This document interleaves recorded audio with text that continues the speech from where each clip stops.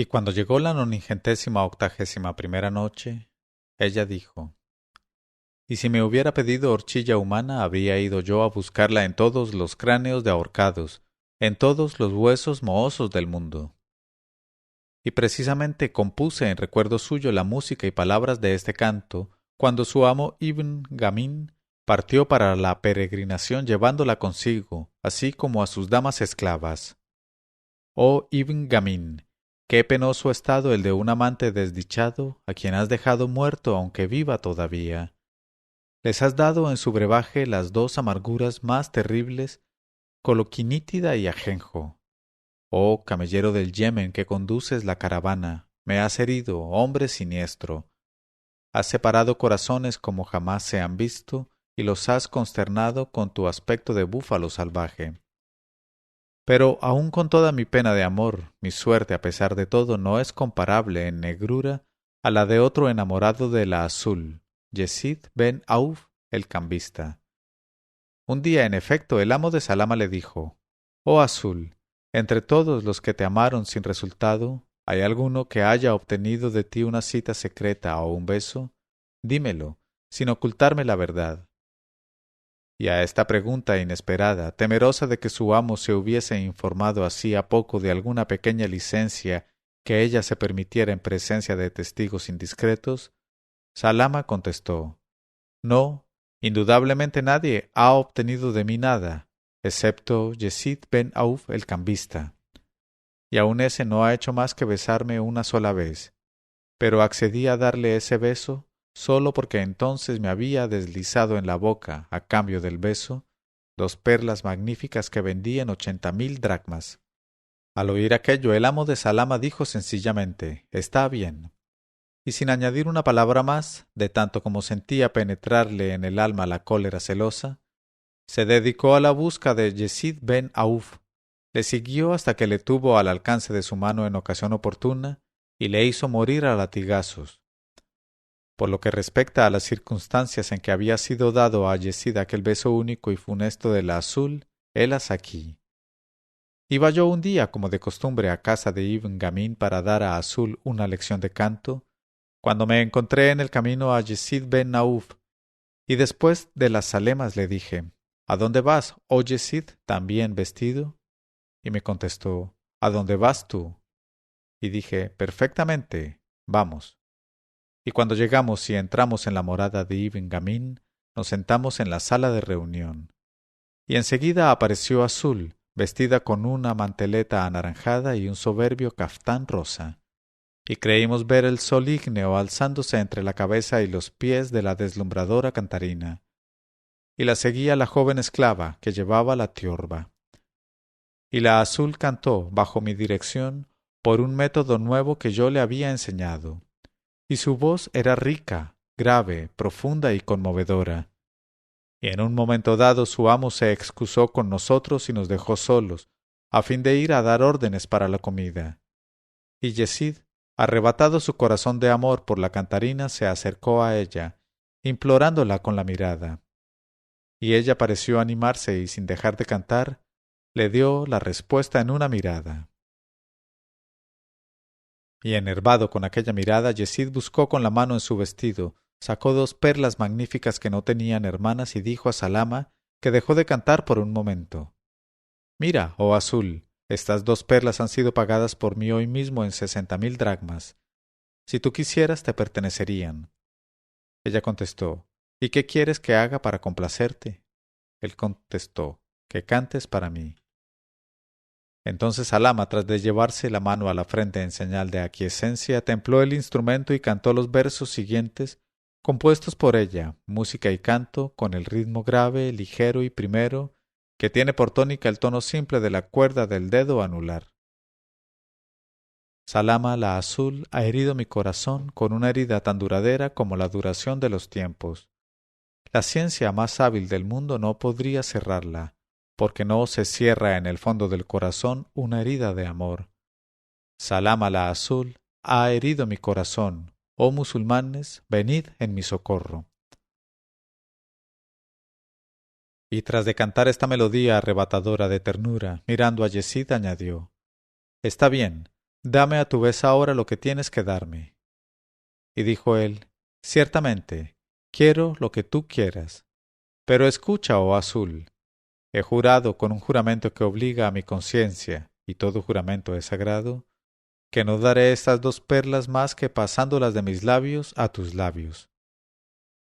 Y al oír estas palabras de Yezid, la esclava de Salama, enfadada, se levantó con viveza y con la mano alzada para amonestar al enamorado. Pero yo la detuve por el brazo y le dije, para disuadirla de mezclarse en el asunto, estate quieta, oh joven, y déjalos. Están regateando, como ves, y cada cual quiere sacar provecho con las menos pérdidas posibles. No los molestes. En cuanto a Salama, se echó a reír al oír a Yezid manifestar aquel deseo, y decidiéndose de pronto le dijo, pues bien sea, dame esas perlas del modo que quieras. Y Yezid empezó a avanzar hacia ella andando con las rodillas y las manos, y llevando entre los labios las 2 magníficas perlas. Y Salama, lanzando ligeros gritos de susto, empezó a retroceder por su parte recogiéndose las ropas y evitando el contacto de Yezid. Y se alejaba corriendo a derecha y a izquierda y volvía a su sitio sofocada, provocando con ello más numerosas intentonas por parte de Yezid y más numerosas coqueterías.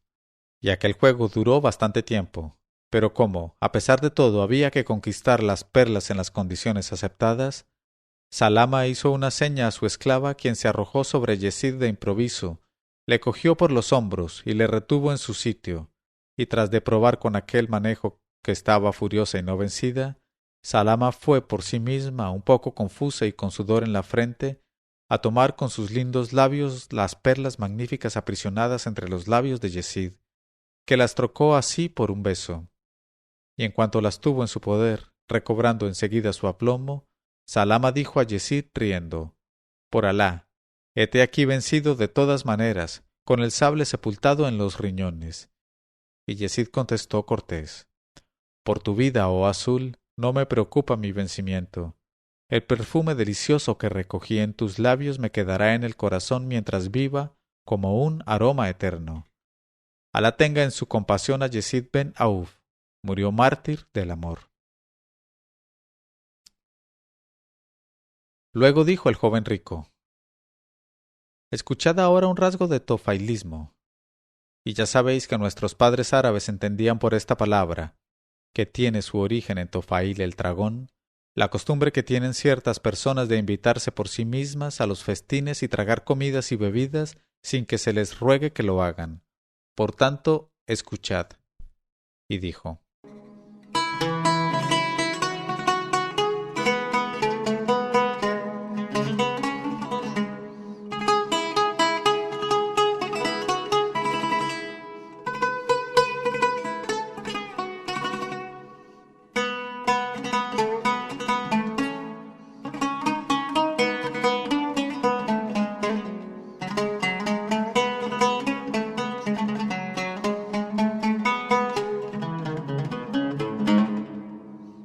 el parásito. Cuentan que el emir de los creyentes, Al-Walid, hijo de Yezid el Omniada, se complacía extremadamente en la compañía de un dragón famoso, amigo de los buenos platos y de todo tufillo apetitoso, que se llamaba Tofail el de los festines, y cuyo nombre ha servido desde entonces para caracterizar a los parásitos que se invitan por sí mismos a las bodas y a los festines. Por otra parte, aquel Tofail, gastrónomo en grande, era hombre ingenioso, ilustrado, maligno, burlón, y era vivo en la respuesta y en el chiste. Además, su madre estaba convicta de adulterio, y él es precisamente quien ha condensado la doctrina de los parásitos en algunas reglas cortas, al mismo tiempo que prácticas, que se resumen en los datos siguientes. Quien se invite a una buena comida de bodas, evite con cuidado mirar acá y allá con aire inseguro. Entre con pie firme y escoja el mejor sitio, sin fijarse en nada, a fin de que los invitados y convidados crean que es un personaje de la mayor importancia. Si el portero de la casa se muestra agrio y reacio, amonéstesele y humíllesele para que no pueda permitirse la menor observación. Una vez sentado ante el mantel, arrójese sobre la comida y la bebida y esté más cerca del asado que el propio asador.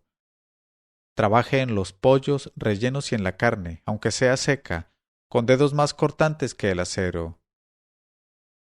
Y tal era el código del perfecto devorador, establecido por Tofail en la ciudad de Kufa. Y en verdad que Tofail fue el padre de los devoradores y la corona de los parásitos. En este momento de su narración, Sherazada vio aparecer la mañana y se calló discretamente.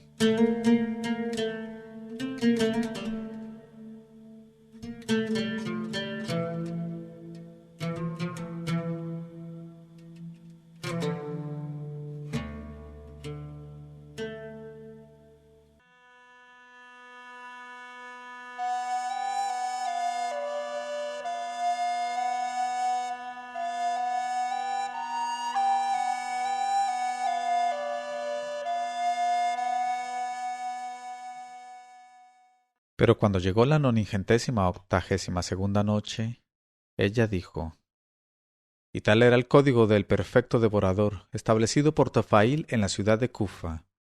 Y en verdad que Tofail fue el padre de los devoradores y la corona de los parásitos. Respecto a su manera de proceder, he aquí un hecho entre mil.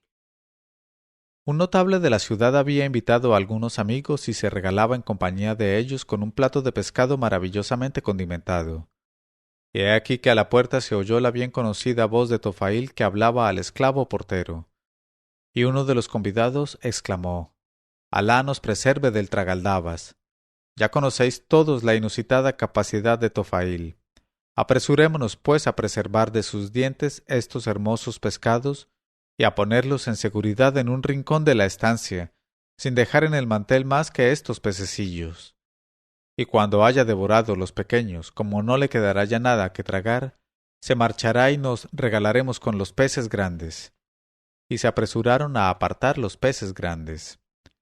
Y entró Tofail y sonriente y lleno de soltura dirigió la zalema a todo el mundo. Y después del bismilá tendió la mano al plato, pero el caso es que no contenía más que pescado menudo de mal aspecto. Y le dijeron los convidados, encantados de la jugarreta: maese Tofail, ¿qué te parecen esos peces? No tienes cara de encontrar el plato completamente de tu gusto.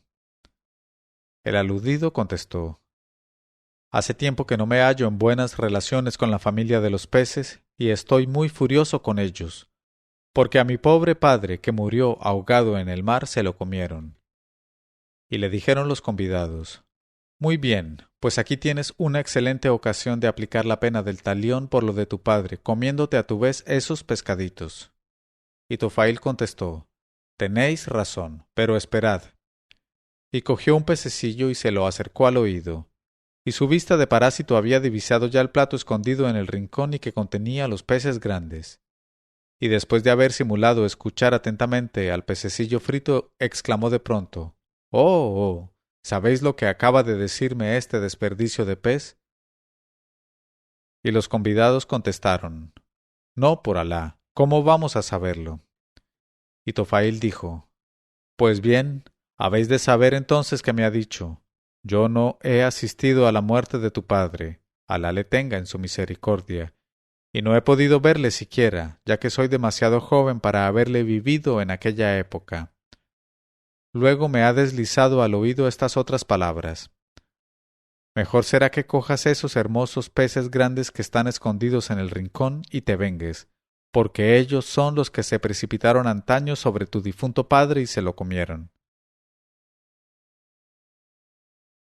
Al oír este discurso de Tofail, los invitados y el dueño de la casa comprendieron que el parásito había olfateado su estratagema.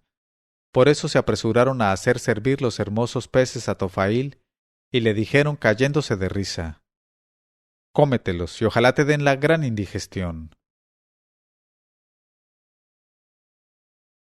Luego el joven dijo a sus oyentes: Escuchad ahora la historia fúnebre de la bella esclava del destino. Y dijo: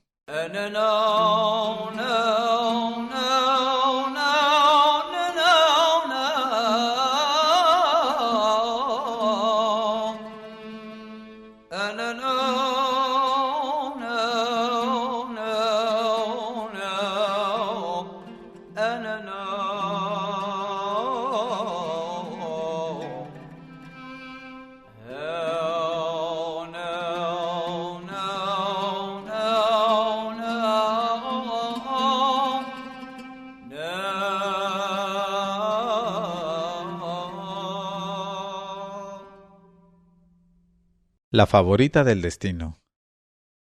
Cuentan los cronistas y los analistas que el tercero de los califas abasidas, el emir de los creyentes al-Mahdi, había dejado el trono al morir a su hijo mayor al-Hadi, a quien no quería, y por el cual incluso experimentaba gran aversión.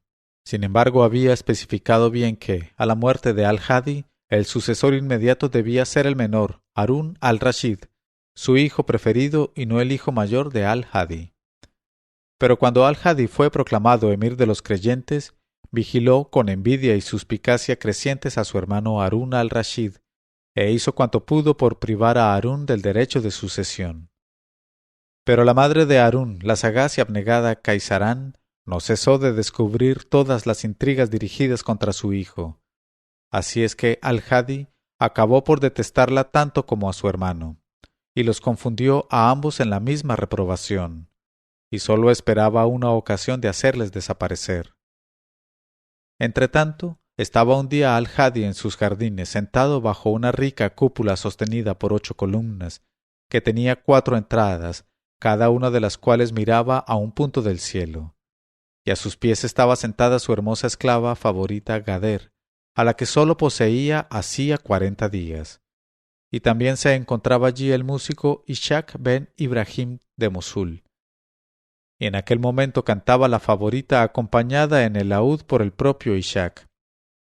Y el califa se agitaba de placer y se le estremecían los pies en el límite del transporte y del entusiasmo.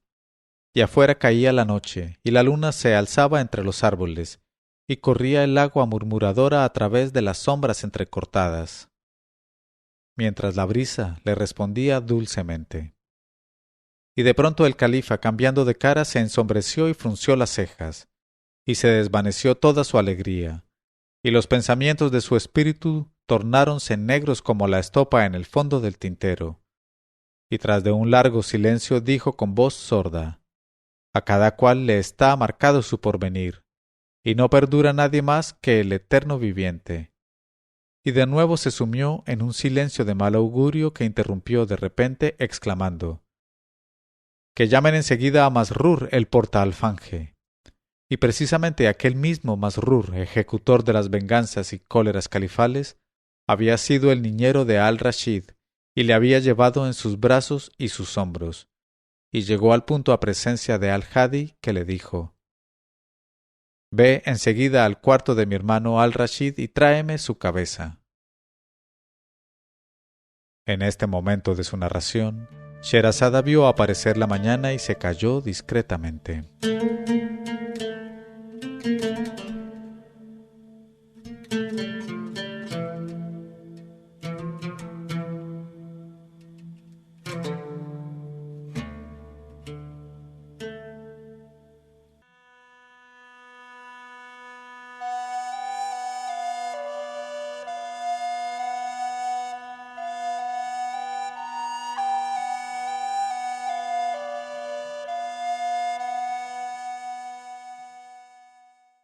Pero cuando llegó la 93ª noche, ella dijo: y llegó al punto a presencia de al-Hadi, quien le dijo: ve enseguida al cuarto de mi hermano al-Rashid y tráeme su cabeza.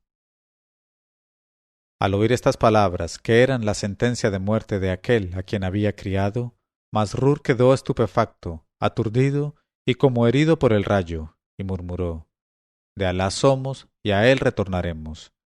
Y acabó por salir semejante a un hombre ebrio. Y en el límite de la emoción fue en busca de la princesa Caisarán, madre de al-Hadi y de Harún al-Rashid. Y le vio ella azorado y trastornado y le preguntó: ¿qué hay, oh Masrur? ¿Qué ha sucedido para que vengas aquí a hora tardía de la noche? Dime qué te pasa. Y Masrur contestó: oh mi señora, no hay recurso ni fuerza más que en Alá el Todopoderoso. He aquí que nuestro amo el califa al-Hadi, tu hijo, acaba de darme esta orden: ve enseguida al cuarto de mi hermano al-Rashid y tráeme su cabeza. Y al oír estas palabras del portaalfanje, Caisarán se sintió llena de terror, y se albergó en su alma el espanto, y la emoción le apretó el corazón hasta romperle, y bajó la cabeza y se recogió en sí misma un instante. Luego dijo a Masrur: Ve inmediatamente al cuarto de mi hijo Al-Rashid y tráele aquí contigo. Y Masrur contestó con el oído y la obediencia y partió. Y entró en el aposento de Harún. Y en aquel momento Harún estaba ya desnudo en el lecho con las piernas debajo de la manta. Y Masrur le dijo atropelladamente: Levántate en nombre de Alá, oh mi señor, y ven conmigo inmediatamente al cuarto de tu madre, mi señora, que te llama. Y Al-Rashid se levantó y vistiéndose de prisa pasó con Masrur al aposento de Seth Caisarán. En cuanto ella vio a su hijo preferido, se levantó y corrió a él y le besó, sin decir una palabra, y le empujó a una pequeña habitación disimulada, cerrando la puerta tras él, que ni siquiera pensó en protestar o en pedir la menor explicación. Y hecho esto, Seth Caisarán envió a buscar en sus casas, donde estarían durmiendo, a los emires y a los principales personajes del palacio califal. Y cuando estuvieron todos reunidos en las habitaciones de ella, la princesa, desde detrás de la cortina del harén, les dirigió estas sencillas palabras: En nombre de Alá el Todopoderoso, el Altísimo, y en nombre de su profeta bendito, os pregunto si oísteis decir alguna vez que mi hijo Al-Rashid haya estado en connivencia, relación o trato con los enemigos de la autoridad califal o con los heréticos sanadik, o que alguna vez haya tratado de hacer la menor tentativa de insubordinación o rebeldía contra su soberano Al-Hadi, hijo mío y señor vuestro. Y todos contestaron con unanimidad: No, jamás. Y Caisarán repuso al punto: Pues bien, sabed que al presente, ahora mismo, mi hijo Al-Hadi pide la cabeza de su hermano Al-Rashid. ¿Podéis explicarme por qué motivo? Y los presentes quedaron tan aterrados y espantados que ninguno de ellos osó articular una palabra. Pero el visir Rabiá se levantó y dijo al portaalfanje Masrur: Ve en esta hora y en este instante a presentarte entre las manos del califa. Y cuando al verte te pregunte: ¿has acabado?, le responderás: Nuestra señora Caisarán, tu madre, esposa de tu difunto padre Al-Mahdi, madre de tu hermano, me ha sorprendido cuando yo me precipitaba sobre Al-Rashid, y me ha detenido y me ha rechazado, y heme aquí ante ti sin haber podido ejecutar tu orden. Y Masrur salió y al punto se presentó al califa. Y en cuanto le vio, Al-Hadi le dijo: Está bien, ¿dónde está lo que te he pedido? Y Masrur contestó: Oh mi señora la princesa Caisarán me ha sorprendido abalanzándome sobre tu hermano Al-Rashid y me ha detenido, y me ha rechazado, y me ha impedido cumplir mi misión. Y el califa, en el límite de la indignación, se levantó y dijo a Ishaq y a la cantarina Gader: Seguid en el sitio en donde estáis y esperad a que vuelva yo. Y llegó a las habitaciones de su madre Caisarán y vio a todos los dignatarios y emires congregados allí. Y al verle la princesa se puso en pie, y los personajes que estaban con ella también se levantaron. Y el califa, encarándose con su madre, le dijo con voz sofocada por la cólera: ¿Por qué cuando yo quiero y ordeno una cosa te opones a mis voluntades? Y Caisarán exclamó: Alá me preserve, oh emir de los creyentes, de oponerme a ninguna de tus voluntades. Sin embargo, deseo solamente que me indiques por qué motivo exiges la muerte de mi hijo Al-Rashid. Es tu hermano y sangre tuya. Es como tú, alma y vida de tu padre. Y Al-Hadi contestó: Puesto que quieres saberlo, sabe que deseo desembarazarme de Al-Rashid a causa de un sueño que he tenido la noche última y que me ha penetrado de espanto. Porque en ese sueño he visto a Al-Rashid sentado en el trono en mi lugar, y junto a él estaba mi esclava favorita Gader, y él bebía y jugueteaba con ella. Y como amo mi soberanía, mi trono y mi favorita, no quiero ver por más tiempo a mi lado, viviendo sin cesar junto a mí como una calamidad, a tan peligroso rival, aunque sea hermano mío.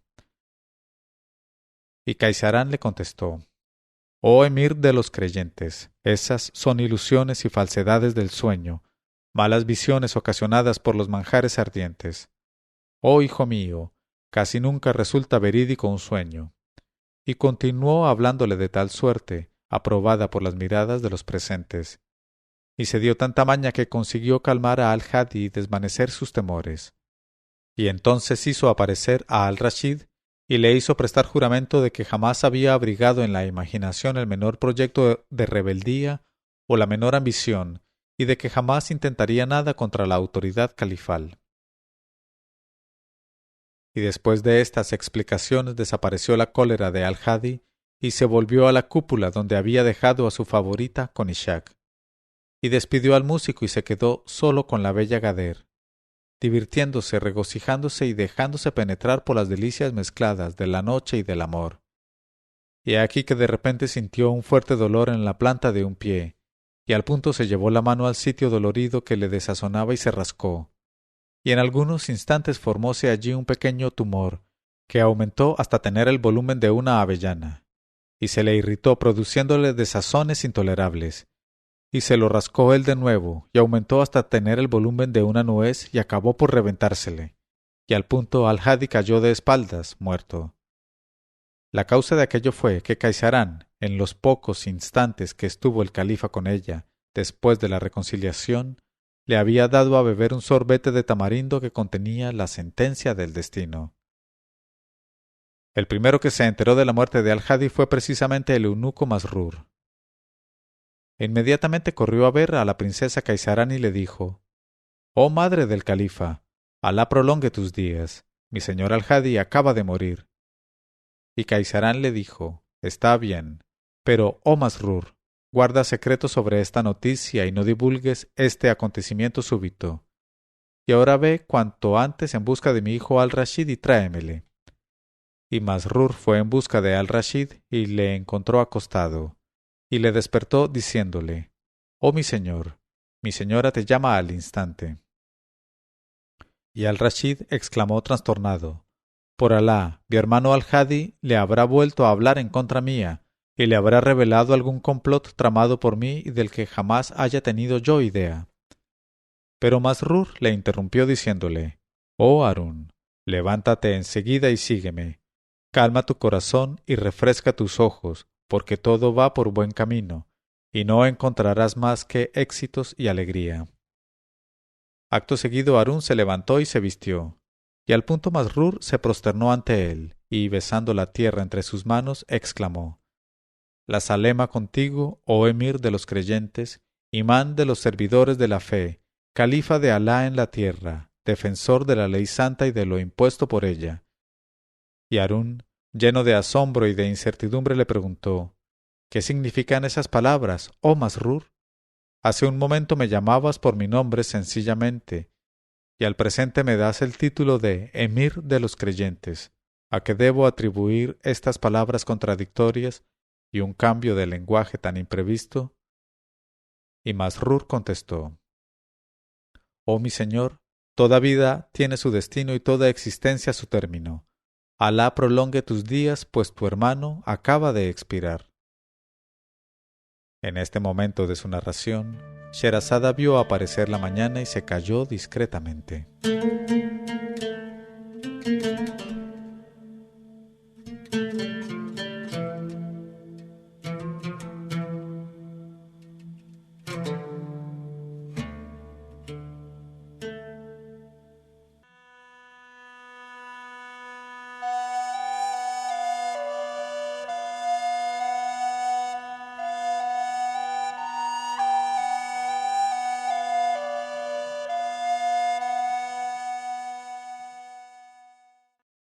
Y cuando llegó la 94ª noche, ella dijo: «Oh mi señor, toda vida tiene su destino y toda existencia su término.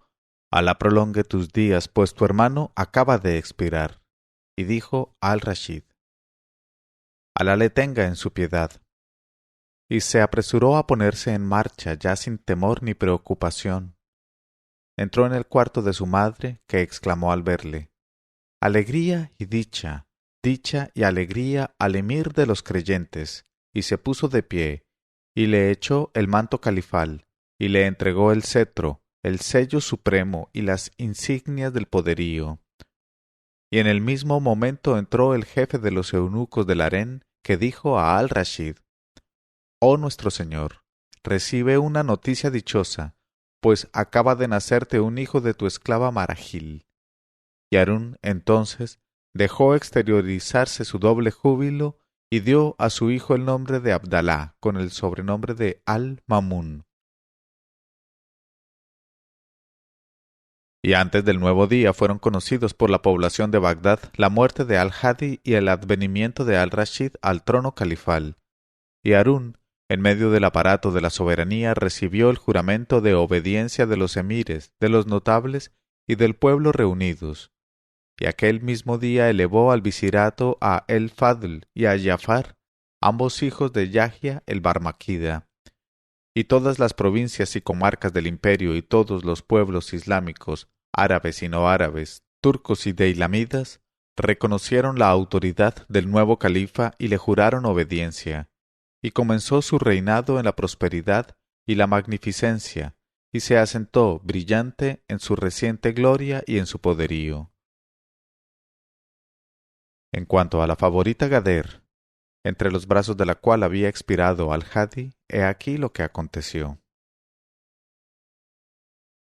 La misma tarde de su elevación al trono, al-Rashid, que tenía noticia de la belleza de Gader, quiso verla y posar en ella sus primeras miradas, y le dijo: «Deseo, oh Gader, que visitemos juntos tú y yo el jardín y la cúpula donde mi hermano al-Hadi, Alá le tenga en su piedad, gustaba de alegrarse y descansar». Y Gader, vestida ya con trajes de luto, bajó la cabeza y contestó: «Soy la esclava sumisa del emir de los creyentes». Y se retiró un instante para quitarse los vestidos de luto y reemplazarlos por los atavíos convenientes. Luego entró en la cúpula donde Harún la hizo sentarse a su lado, y permanecía con los ojos fijos en aquella magnífica joven sin dejar de admirar su gracia, y su pecho respiraba ampliamente con alegría, y su corazón se holgaba. Luego, cuando sirvieron los vinos que gustaban a Harún, Gader se negó a beber la copa que le brindaba el califa. Y le preguntó él, asombrado: «¿Por qué lo rehusas?». Ella contestó: «El vino sin la música pierde la mitad de su generosidad. Tendría gusto, por tanto, en ver junto a nosotros, haciéndonos armoniosa compañía, al admirable Ishaq, hijo de Ibrahim». Y al-Rashid contestó: «No hay inconveniente». Al punto envió a Masrur en busca del músico, que no tardó en llegar, y besó la tierra entre las manos del califa y le rindió homenaje. Y a una seña de al-Rashid se sentó enfrente de la favorita, y a la sazón pasó la copa de mano en mano, y de tal suerte se continuó hasta que fue noche cerrada. Y de repente, cuando el vino hubo fermentado en las razones, exclamó Ishaq: «Oh eterna alabanza para el que cambia a su antojo los acontecimientos y dirige su curso y vicisitudes». Y al-Rashid le preguntó: «¿En qué piensas, oh hijo de Ibrahim, para prorrumpir en esas exclamaciones?». Y contestó Ishaq: «Ay, oh mi señor, ayer a esta hora tu hermano se asomaba a la ventana de esta cúpula, y a la luz de la luna, semejante a una desposada, miraba cómo huían las aguas murmuradoras, suspirando con dulces y ligeras voces de cantarinas nocturnas. Y ante el espectáculo de la felicidad aparente se espantó de su destino, y quiso brindarte el brebaje de la humillación». Y al-Rashid dijo: «Oh hijo de Ibrahim, la vida de las criaturas está escrita en el libro del destino. ¿Acaso habría podido arrebatarme la vida si no estuviera decretado el término de ésta?». Y se encaró con la bella Gader y le dijo: «¿Y tú, oh joven, qué dices?». Y Gader tomó su laúd y preludió, y con voz profundamente conmovida cantó estos versos: «La vida del hombre tiene dos vidas, una límpida y otra turbia. El tiempo tiene dos clases de días, días de seguridad y días de peligro. No te fíes ni del tiempo ni de la vida, porque a los días más límpidos suceden días turbios y sombríos».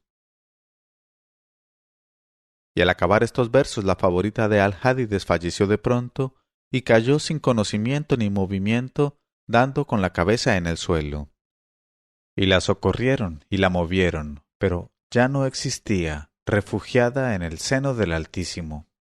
Y dijo Ishaq: «Oh mi señor, amaba al difunto, y a lo menos a que aspira el amor es a esperar a que el enterrador acabe de cavar la tumba. Alá extienda sus misericordias sobre Al-Hadi, sobre su favorita y sobre todos los musulmanes. Y de los ojos de Al-Rashid cayó una lágrima, y ordenó lavar el cuerpo de la muerta y depositarlo en la propia tumba de Al-Hadi, y dijo: Sí, Alá extienda sus misericordias sobre Al-Hadi, sobre su favorita y sobre todos los musulmanes. Y tras de contar así esta historia de la infortunada adolescente, el joven rico dijo a sus conmovidos oyentes: Escuchad ahora, como otra manifestación de los decretos inexorables del destino, la historia del collar fúnebre.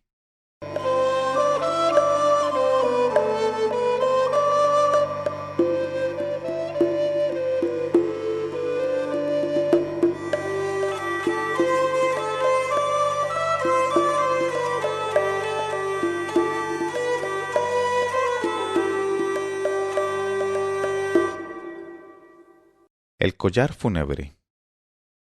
Y dijo: Un día en que el califa Harún al-Rashid había oído encomiar el talento del músico cantor Hashem ben Soleimán, envió a buscarle. Y cuando introdujeron al cantor, Harún le hizo sentarse delante de él y le rogó que le dejase oír alguna composición suya. Y Hashem cantó una cantinela de 3 versos con tanto arte y tan hermosa voz, que el califa exclamó, en el límite del entusiasmo y del arrebato: Has estado admirable, oh hijo de Soleimán. Alá bendiga el alma de tu padre. Y lleno de gratitud, se quitó del cuello un magnífico collar enriquecido de esmeraldas y colgantes, tan gordos como peras almizcladas, y lo puso en el cuello del cantor. Y al contemplar aquella joya, Hashem, lejos de mostrarse satisfecho y alegre, nubló sus ojos con lágrimas, y la tristeza anidó en su corazón e hizo amarillear su rostro. En este momento de su narración, Sherazada vio aparecer la mañana y se calló discretamente.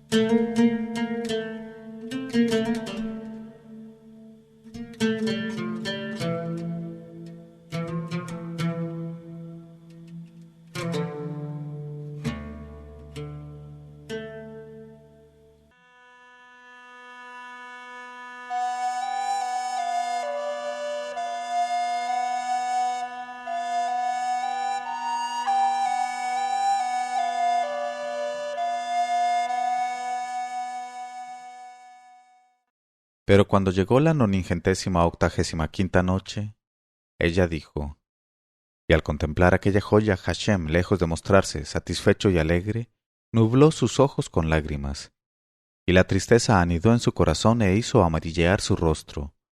Y Harún, que ni por asomo esperaba tal manifestación, se mostró muy sorprendido y creyó que la joya no era del gusto del músico, y le preguntó: ¿A qué vienen esas lágrimas y esa tristeza, oh Hashem? Y si no te agrada ese collar, ¿por qué guardas un silencio molesto para mí y para ti? Y el músico contestó: Alá aumente sus favores sobre la cabeza del más generoso de los reyes. Pero el motivo que hace correr lágrimas y abruma de tristeza mi corazón no es lo que tú crees, oh mi señor. Y si me lo permites te contaré la historia de este collar y el porqué de que su vista me haya sumido en el estado en que me ves. Y Harún contestó: Claro que te lo permito, porque debe ser asombrosa en extremo la historia de ese collar que poseo como herencia de mis padres, y tengo mucha curiosidad por saber lo que acerca de ello conoces tú y yo ignoro. Sabe, oh emir de los creyentes, que el incidente relativo a este collar data del tiempo de mi primera juventud. En aquella época vivía yo en el país de Sham, que es la patria de mi cabeza, el sitio donde nací. Una tarde a la hora del crepúsculo me paseaba a orillas de un lago e iba vestido con el traje de los árabes del desierto de Sham y con el rostro cubierto hasta cerca de los ojos por el lidham. Y he aquí que me encontré con un hombre magníficamente vestido acompañado contra toda costumbre por 2 jóvenes soberbias, de una elegancia rara, que, a juzgar por los instrumentos musicales que llevaban, sin duda alguna eran cantarinas. Y de pronto reconocí en aquel paseante al califa el-Walid, segundo de este nombre, que había dejado Damasco, su capital, para ir a cazar gacelas en nuestros parajes, por el lado del lago de Tabaria. Y por su parte el califa al verme se encaró con sus acompañantes y les dijo, sin querer que le oyesen más que ellas: He ahí un árabe que llega del desierto, tan lleno de grosería y salvajismo. Por Alá, voy a llamarle para que nos haga compañía y nos divirtamos un poco a costa suya. Y me hizo señas con la mano, y cuando me acerqué, me mandó sentarme en la hierba a su lado enfrente de las dos cantarinas. Y he aquí que, por deseo del califa, que ni por asomo me conocía ni me había visto nunca, una de las jóvenes acordó su laúd, y con voz emocionante cantó una melopea compuesta por mí. Pero a pesar de toda su habilidad cometió algunos errores ligeros y hasta truncó el aire en varios pasajes. Y yo, no obstante la actitud reservada que me había impuesto, precisamente para no atraer sobre mí las chanzas a que el califa estaba dispuesto, no pude por menos de exclamar dirigiéndome a la cantarina: «Te has equivocado, oh mi señora, te has equivocado». Y al oír mis observaciones la joven se echó a reír con una risa burlona y dijo, encarándose con el califa: «Ya has oído, oh emir de los creyentes, lo que acaba de decirnos este árabe beduino conductor de camellos. ¿No teme acusarnos de error el insolente?». Y el Walid me miró con un aire burlón y disconforme a la vez y me dijo: «¿Es en tu tribu, oh beduino, donde te han enseñado el canto y el tañer delicado de los instrumentos musicales?». Y me incliné respetuosamente y contesté: «No por tu vida, oh emir de los creyentes, pero, si no te opones, voy a probar a esta admirable cantarina que, a pesar de todo su arte, ha cometido algunos errores de ejecución». Y habiéndomelo permitido el Walid, para ver qué hacía, dije a la joven: «Aprieta un cuarto la segunda cuerda y afloja otro tanto la cuarta, y empieza el tono grave de la melodía. Y verás entonces cómo se resienten la expresión y el colorido de tu canto, y cómo algunos pasajes que has truncado ligeramente se resuelven por sí mismos». Y sorprendida al ver a un beduino hablar de esta manera, la joven cantarina acordó su laúd en el tono que le indiqué, y recomenzó su canto, y salió tan hermoso y tan perfecto que ella misma quedó profundamente conmovida y asombrada a la vez. Y levantándose de pronto se arrojó a mis pies exclamando: «Por el señor de la Kaaba, juro que eres Hashem ben Soleimán». Y como no estaba yo menos conmovido que la joven, ni contestaba, el califa me preguntó: «¿Eres verdaderamente quien dice ella?». Y contesté, descubriendo entonces mi cara: «Sí, oh emir de los creyentes, soy tu esclavo Hashem el Tabariano». Y el califa quedó extremadamente satisfecho de conocerme y me dijo: «Loado sea Alá que te ha puesto en mi camino, oh hijo de Soleimán. Esta joven te admira más que a todos los músicos de este tiempo, y jamás me canta otra cosa que cantos y composiciones tuyas». Y añadió: «Por tanto, quiero que en adelante seas amigo y compañero mío». Y le di las gracias y le besé la mano. Luego la joven que había cantado se encaró con el califa y le dijo: «Oh emir de los creyentes, después de este momento dichoso tengo que hacerte una petición». Y el califa dijo: «Puedes hacerla». Ella dijo: «Te suplico que me permitas rendir homenaje a mi maestro ofreciéndole una prueba de mi gratitud». El califa dijo: «Desde luego, así debe ser». Entonces la encantadora cantarina desató el magnífico collar que llevaba y que le había regalado el califa y me lo puso al cuello diciéndome: «Acéptalo como don de mi reconocimiento y dispénsame que sea tan poca cosa». Y precisamente aquel collar era el que de nuevo recibo hoy como presente de tu generosidad, oh emir de los creyentes. He aquí ahora cómo salió de mi mano aquel collar para volver a mí hoy. En este momento de su narración, Sherazada vio aparecer la mañana y se calló discretamente.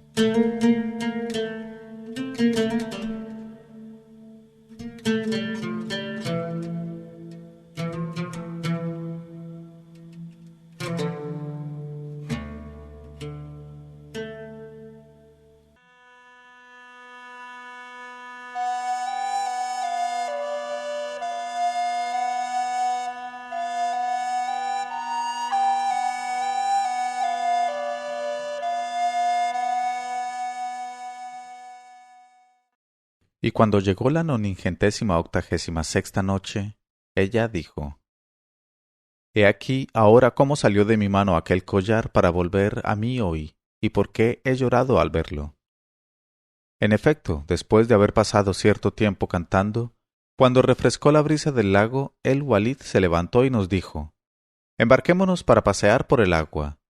Y al punto acudieron unos servidores que estaban distanciados, y trajeron una barca.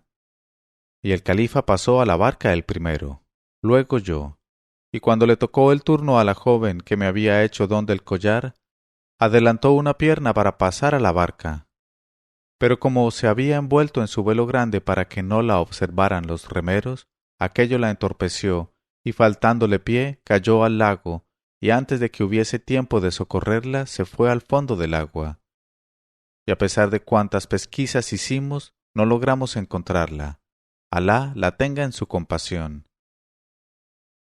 Y fueron muy profundas la pena y la aflicción de el Walid, y bañó su rostro el llanto. Y también yo derramé lágrimas amargas por la suerte de aquella infortunada joven. Y el califa, que había permanecido silencioso largo rato después de aquella catástrofe, me dijo: Oh Hashem, para mi dolor sería un ligero consuelo entre mis manos el collar de esa pobre joven, como recuerdo de lo que para mí fue durante su corta vida. Pero Alá me libre de recogerte lo que te hemos dado. Te ruego, pues, que consientas en venderme ese collar. Y al punto entregué el collar al califa, quien, a nuestra llegada a la ciudad, hizo que me contaran 30.000 dracmas de plata y me colmó de regalos preciosos. Y tal es, oh emir de los creyentes, la causa que me hace llorar hoy. Y Alá el Altísimo, que desposeyó a los califas omiadas del poder soberano en favor de los Beni Abbas, de los que eres gloriosa descendencia, ha permitido que este collar llegase a tus manos con la herencia de tus nobles antepasados, para volver a mí por este camino apartado. Y al-Rashid se emocionó mucho con este relato de Hashem ben Soleimán y dijo: Alá tenga en su compasión a los que merecen compasión. Y con esta fórmula general evitó pronunciar el nombre de uno de los individuos de la dinastía rival abatida. Luego dijo el joven: Puesto que hablamos de músicos y cantarinas, voy a contaros un rasgo entre 1000 de la vida del más célebre entre los músicos de todos los tiempos, Ishaq ben Ibrahim de Mosul. Y dijo: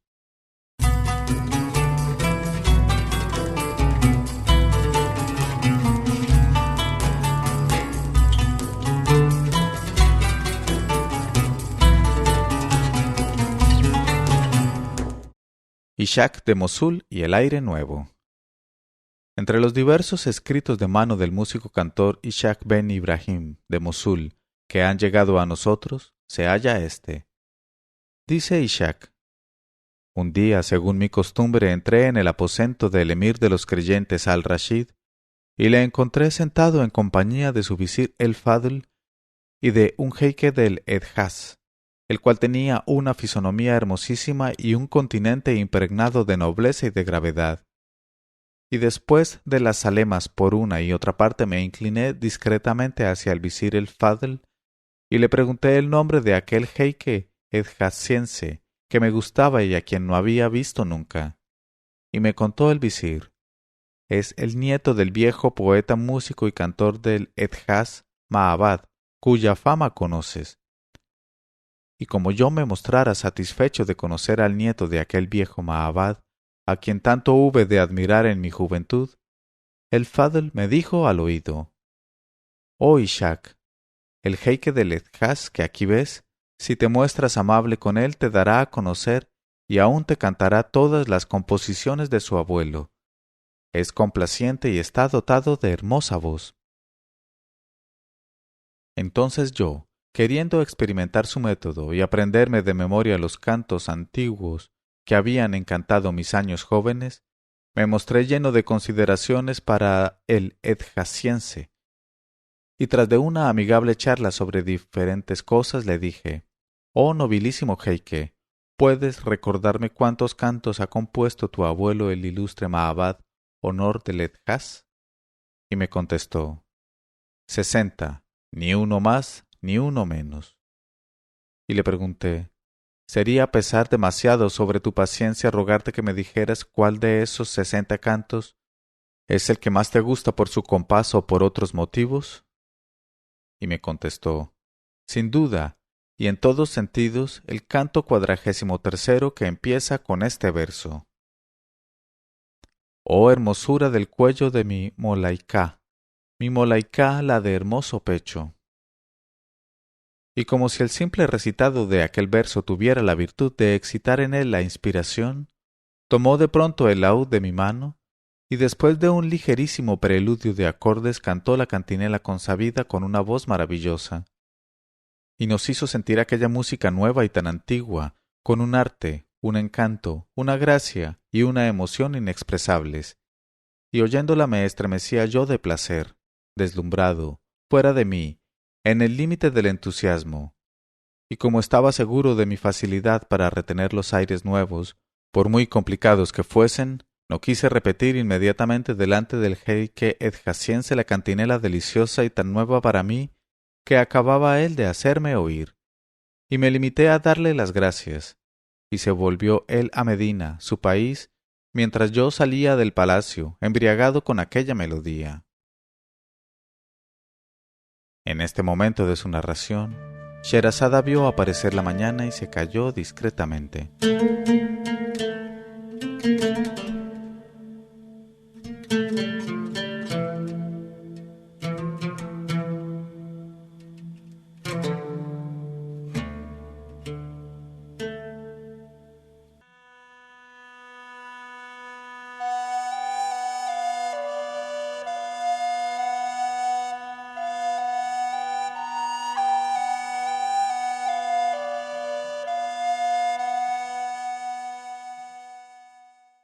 Pero cuando llegó la 987ª noche, ella dijo: «Y se volvió a Medina su país mientras yo salía del palacio embriagado con aquella melodía.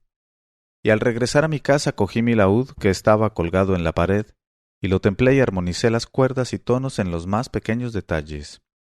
Pero por Alá, cuando quise repetir la música de aquel aire edjasiense que me había emocionado tanto, no pude recordar la menor nota, ni siquiera el tono en que fue cantado, yo, que de ordinario retenía cantinelas de 100 coplas oídas casi sin atención.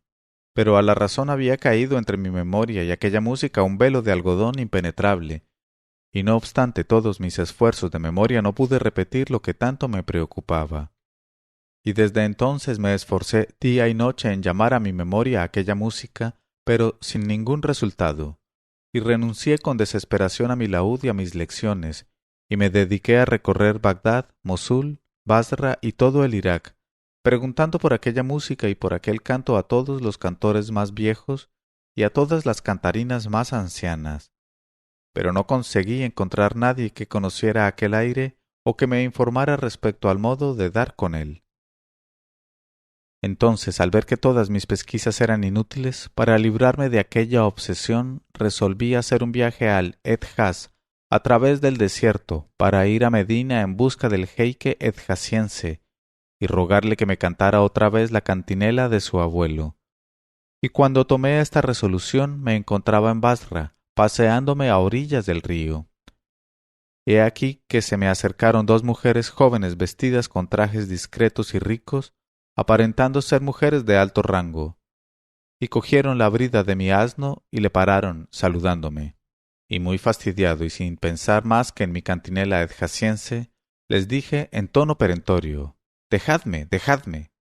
Y quise recoger la brida de mi asno, pero he aquí que una de ellas, sin levantarse el velo del rostro, me sonrió tras él y me dijo: Está bien, oh Ishak.